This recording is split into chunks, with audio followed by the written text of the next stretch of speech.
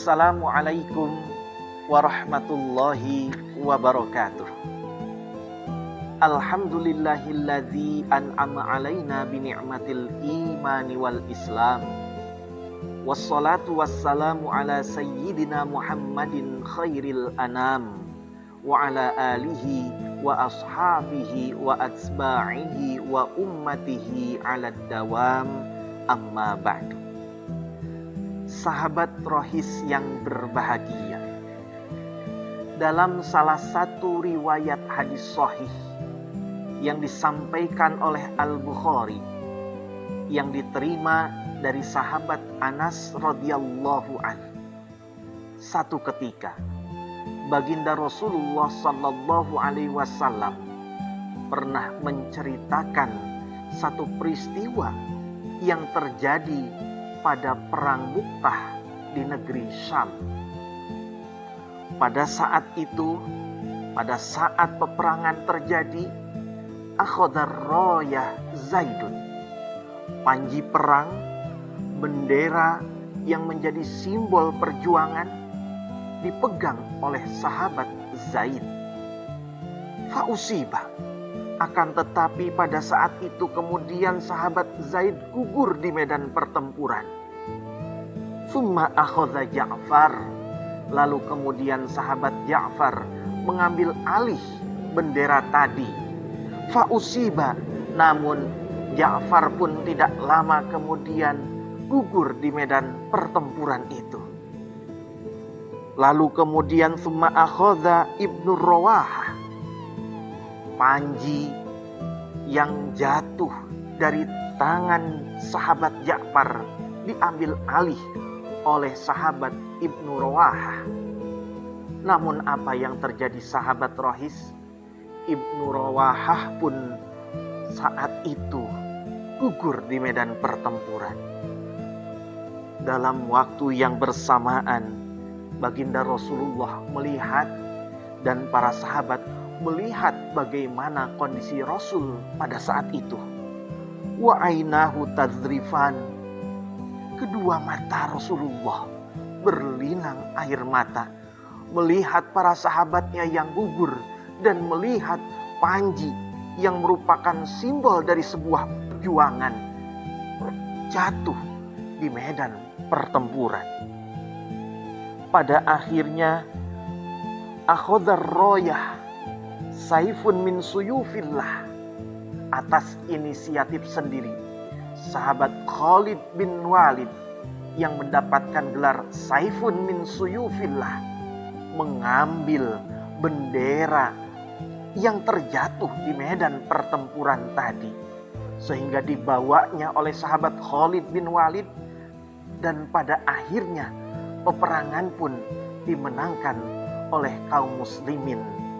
Alhamdulillah.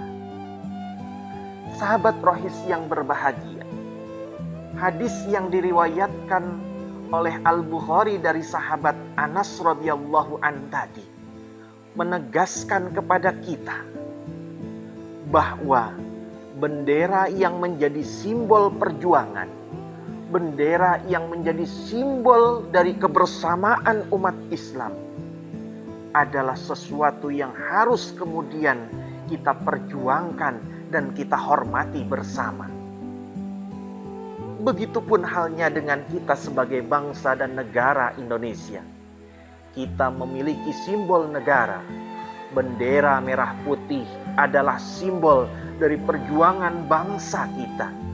Jangan sampai kemudian kita kotori bendera itu, karena bendera merah putih merupakan simbol dari perjuangan bangsa dan rakyat Indonesia sampai dengan saat dan detik ini kita pun merasakan nikmatnya kemerdekaan.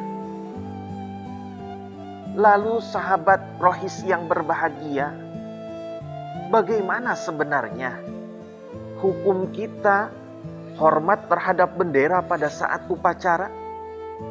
Syekh Atiyah, salah satu mufti Al-Azhar, pernah menyampaikan fatwanya ketika menjawab satu pertanyaan bagaimana tentang hukum hormat bendera.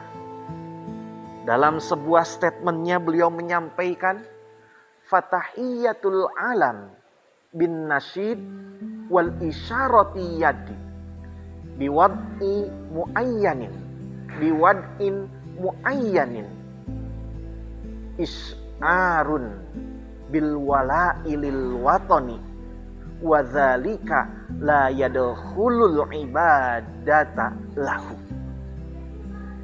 Bahwa penghormatan kita terhadap bendera, baik dengan menyanyikan lagu kebangsaan ataupun dengan isyarat tangan yang diletakkan pada bagian-bagian tertentu, semua itu adalah isyarun bil wala'i lil watani, adalah salah satu bentuk kecintaan kita terhadap negara. Wala yadkhulu al ibadata lahu, dan semua itu tidak masuk dalam kategori ibadah terhadap bendera.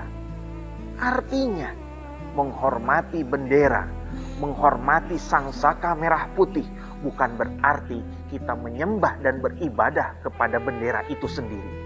Semua itu adalah simbol belaka, simbol yang mampu menyatukan keragaman bangsa, mampu menyatukan perbedaan yang dimiliki oleh bangsa yang besar ini menjadi bangsa yang kuat dan bangsa yang merdeka sampai dengan saat dan detik ini.